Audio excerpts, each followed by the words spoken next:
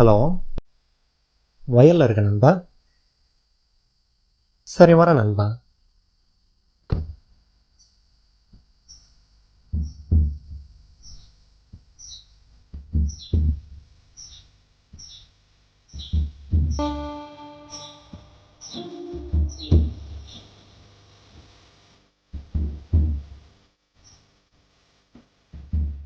Hi நண்பா.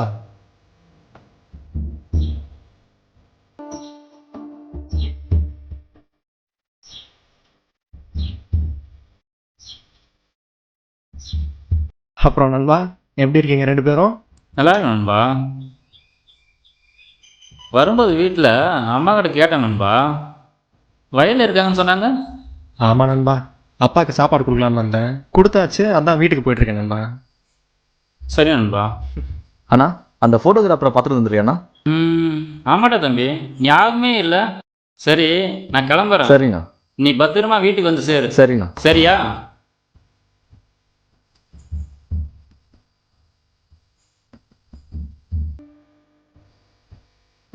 சரி வரேன் நண்பா.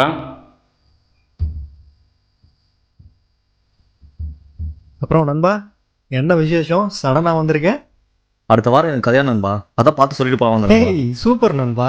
அப்புறம் பொண்ணு யாரு? லவ் பண்ண பொண்ணு தானே? ஆமாம் நண்பா. சூப்பர் நண்பா. உண்மையான காதல் கண்டிப்பாக ஜெயிக்கும் நண்பா. நன்றி நண்பா. ஏன் நண்பா, வயல்லாம் பச்சை பசேல்னு இருக்கு? ஆமாம் நண்பா, பார்க்கலாம்.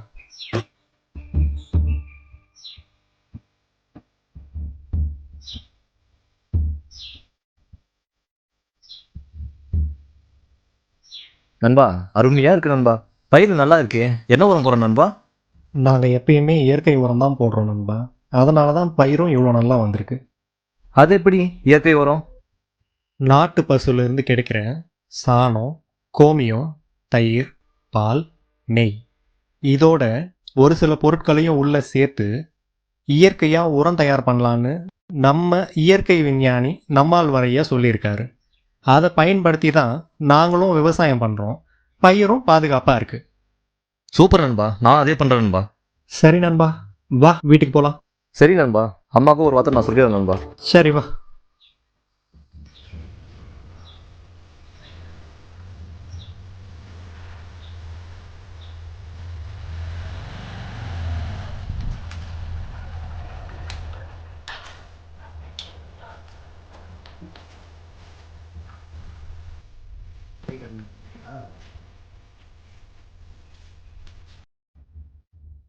எல்லாம் போட்டது போட்ட இடத்துல இருக்கு பேர்.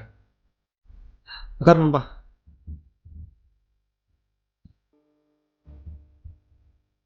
தங்கச்சி, குடிக்க தண்ணி ஏற்றணுமா? வாங்கண்ணா, எப்படி இருக்கீங்க? நல்லா இருக்கம்மா, நீ எப்படி இருக்க? நல்லா இருக்கேண்ணா. அர்த்தம் வரலையாம்மா? இல்லைண்ணா, அவருக்கு லீவ் தரலண்ணா, நான் மட்டும் தான் நான் வந்திருக்கேன். சரிம்மா. பவி, குடிக்க டீ வேணும். சரிண்ணா.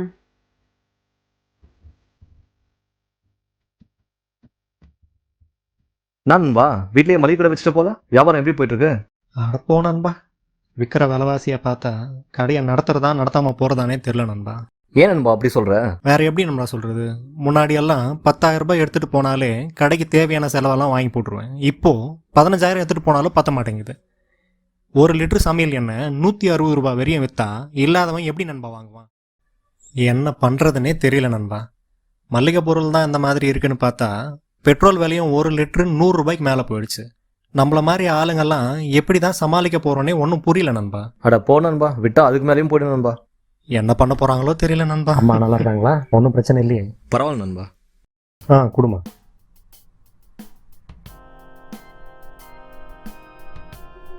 பவி, அம்மா கிட்ட பை கொடுத்துட்டு போகிறோம்மா, கொஞ்சம் எடுத்துட்டு வாம்மா. ஆமாம்மா, வீட்டில் கொடுத்தா நான் பேர்.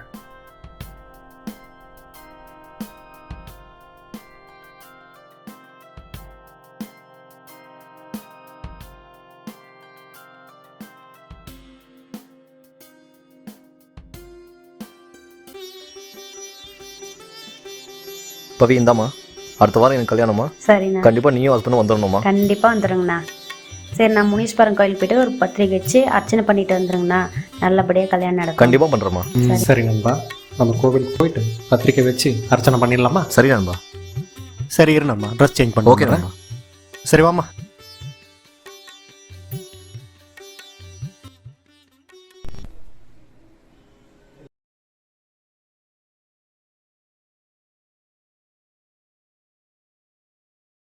ஏன் நண்பா, இன்னமும் அந்த பார்க்க போகிற பழக்கத்தை விடலையா நீ?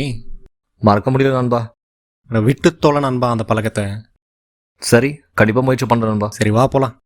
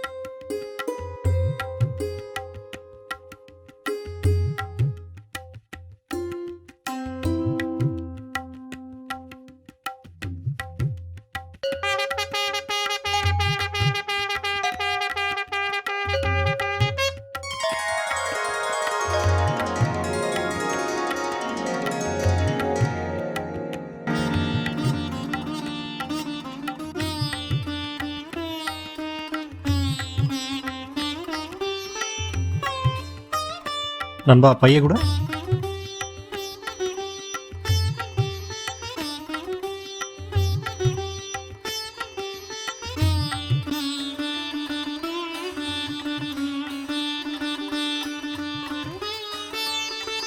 முனீஸ்வரரே, நல்லபடியாக நீங்கள் தான் அந்த கல்யாணத்தை நடத்தி கொடுக்கணும்.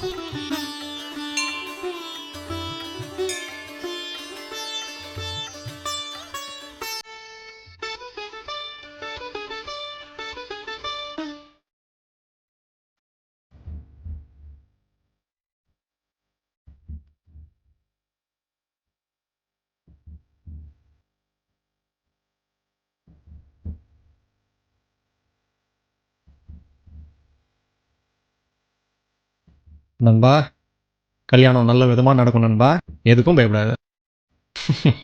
சரி வா, அப்படி உக்காரலாமா?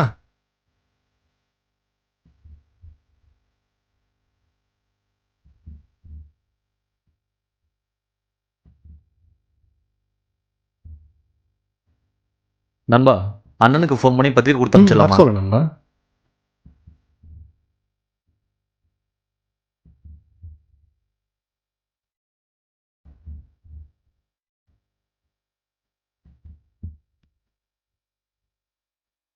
ஹலோ அண்ணா, எங்கண்ணா இருக்கேன்? மின்னூர் கிராஸ் பண்ணுறியா? அண்ணா, மின்னூரில் முனீஸ்வரன் கோயில் இருக்குது பார்த்தீங்களா? அங்கே வந்துருங்கண்ணா. பத்திரிக்கை தர வாங்கிட்டு போயிடுங்க. சரிங்க.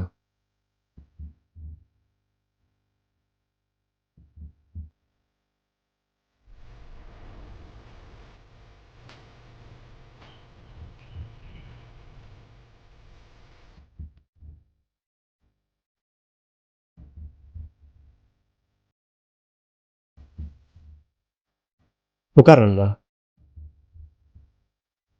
சொல்லு தம்பி. அண்ணா, பைக்கு வீட்டுக்கு எடுத்துகிட்டு போயிடுங்க. ஆம்பூரில் ஃப்ரெண்டு உடம்பு ம். சரியில்லை. நாங்கள் போய் ம். பார்த்துட்டு வந்துடுறோம். சரி, நான் வீட்டுக்கு தான் போகிறேன். சரிங்க. ஒன்றும் பிரச்சனை இல்லை. ஓகே. நீங்கள் பத்திரமா பார்த்துன்னு வாங்க. சரிங்க. ம், சரி வரேன் நண்பா. ஓகே நண்பா. சரி நண்பா, நம்ம கிளம்பலாமா? சரி நண்பா.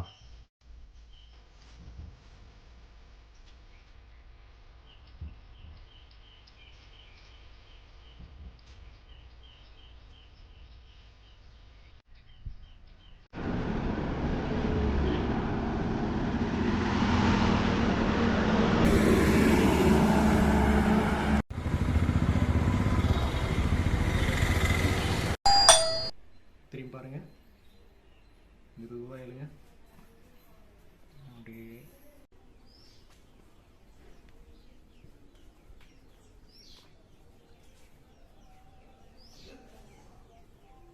வாங்கண்ணா.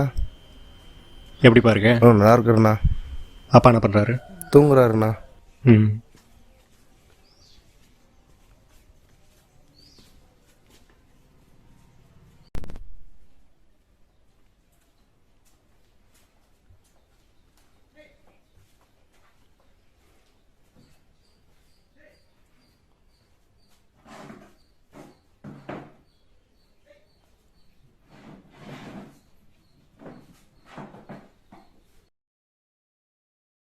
நண்பா,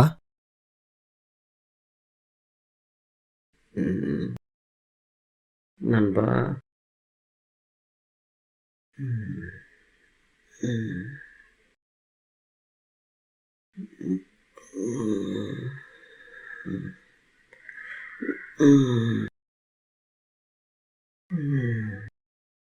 எப்படி இருக்க நண்பா? இப்போ பரவாயில்ல நண்பா. நீங்கள் எப்படி இருக்கீங்க? நாங்கள் நல்லா இருக்கோம் நண்பா. ம். டாக்டர் என்ன சொன்னாங்க நண்பா? ட்ரீட்மெண்ட் எல்லாம் முடிஞ்சது முதல்ல. மாதத்துக்கு ஒரு முறை மட்டும் செக்கப்புக்கு வர சொல்லியிருக்காங்க. அதுக்கு மட்டும் போகணும். சரி நண்பா. ஆமாம். என்ன ஆச்சு நண்பா உனக்கு? ஏன் இவ்வளோ டல்லாக ஆகிட்டு இருக்கு? ஒன்றும் இல்லை நண்பா, சாதாரண பல்வலியில் ஆரம்பிச்சது இது. பல்லு வலி இல்லையா? ஆமாம் நண்பா, எனக்கு ஒரு பக்கம் அடிக்கடி பல்வலி வரும். காரண வலிதான்னு சொல்லி மெடிக்கலில் டேப்லெட் வாங்கி போட்டது தப்பாயிடுச்சு. அதனால் வந்த பிரச்சனை இது. ஏன் நண்பா அப்படி சொல்கிறேன்? ஒரு நாள் வாய் ஃபுல்லாக வீக்கமாகிடுச்சு. சாப்பிட கூட முடியல. அப்புறம் என் அண்ணன் தான் என்னை ஹாஸ்பிட்டலுக்கு கூட்டிகிட்டு போனார். டாக்டர் எடுத்த டெஸ்ட்டில் தான் எனக்கு மவுத் கேன்சர்னு தெரிய வந்துச்சு நண்பா. மவுத் கேன்சரா? மவுத் கேன்சர் வர அளவுக்கு என்ன பிரச்சனை உனக்கு? எனக்கு சின்ன வயசில் நிறைய பார்க்க போடுற பழக்கம் இருந்துச்சு. கல்யாணம் ஆன பிறகு என் ஒய்ஃப் திட்டி தான் இந்த பழக்கத்தையே நான் விட்டேன். அப்படி இருந்தும் இப்போ மவுத் கேன்சர் வரைக்கும் கொண்டு வந்து விட்டுடுச்சு நண்பா. என் பையனை எப்படி நான் கரை சேர்த்த போறேன்னு தெரியல நண்பா.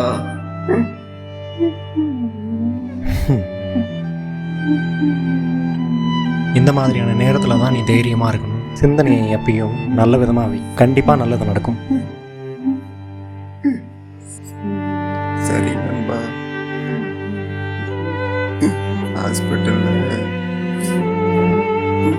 நைட்டில் வலி தாங்க முடியாமல் எத்தனை நாள் அழுதுருக்கேன் தெரியுமா? தூங்க கூட முடியாம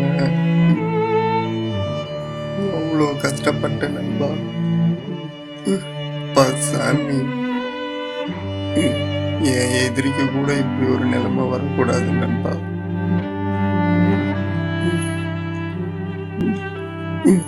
உங்களை எல்லாம் பார்க்காமலே செத்து போயிடுன்னு ரொம்ப பயந்துட்டேன் நண்பா.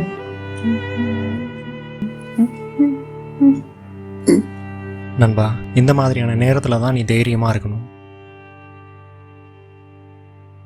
நண்பா, எனக்கு ஒரு உதவி செய்றியா?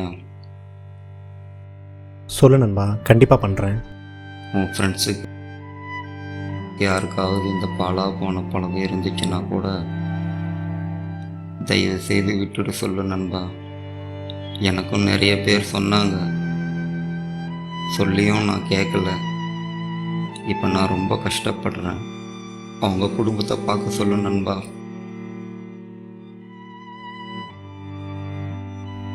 கண்டிப்பாக சொல்கிறேன் நண்பா.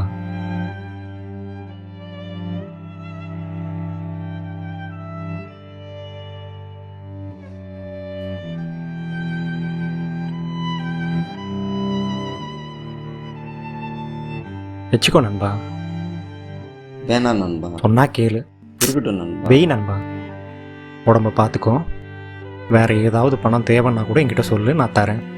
சரியா? சரி நண்பா. சரி, வரேன். உடம்ப சரி. பார்த்துக்கோ.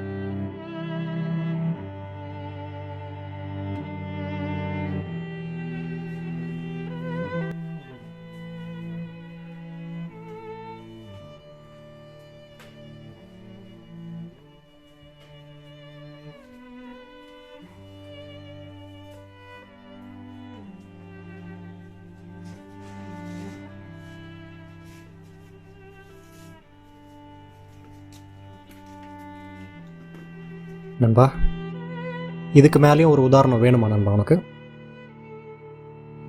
நந்தாவை இப்படி பார்த்த பிறகும் நான் திருந்தலைன்னா நான் மனுஷனாக பிறந்ததில் அர்த்தமே இல்லை நண்பா.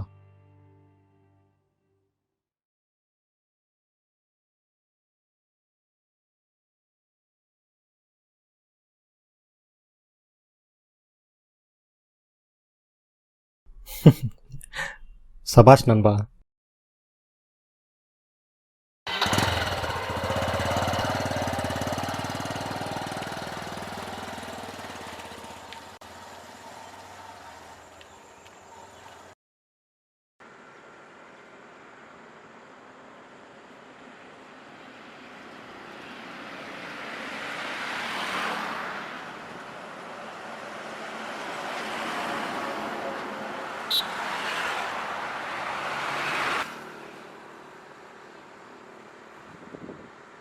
வரேன் நண்பா. ஓகே நண்பா, பார்த்துப்போம்.